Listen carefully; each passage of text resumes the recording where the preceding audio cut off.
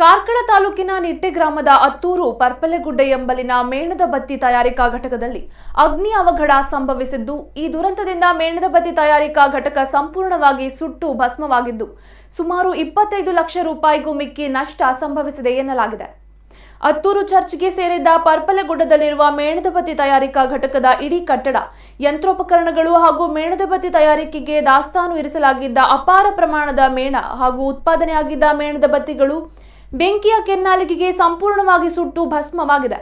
ಸಾಯಂಕಾಲ ಏಕಾಏಕಿ ಕಾರ್ಖಾನೆಯಲ್ಲಿ ಬೆಂಕಿ ಹೊತ್ತಿಕೊಂಡು ಕ್ಷಣಾರ್ಧದಲ್ಲಿ ಘಟಕವನ್ನ ವ್ಯಾಪಿಸಿದೆ. ತಕ್ಷಣವೇ ಅಗ್ನಿಶಾಮಕ ದಳದವರಿಗೆ ಮಾಹಿತಿ ನೀಡಿದ್ದು, 2 ಅಗ್ನಿಶಾಮಕ ದಳದ ವಾಹನಗಳು ಘಟನಾ ಸ್ಥಳಕ್ಕೆ ಬಂದರೂ ಬೆಂಕಿ ಬಹುತೇಕ ಘಟಕವನ್ನ ವ್ಯಾಪಿಸಿದ ಹಿನ್ನೆಲೆಯಲ್ಲಿ ಬೆಂಕಿಯನ್ನ ನಿಯಂತ್ರಿಸಲು ಸಾಧ್ಯವಾಗಲಿಲ್ಲ.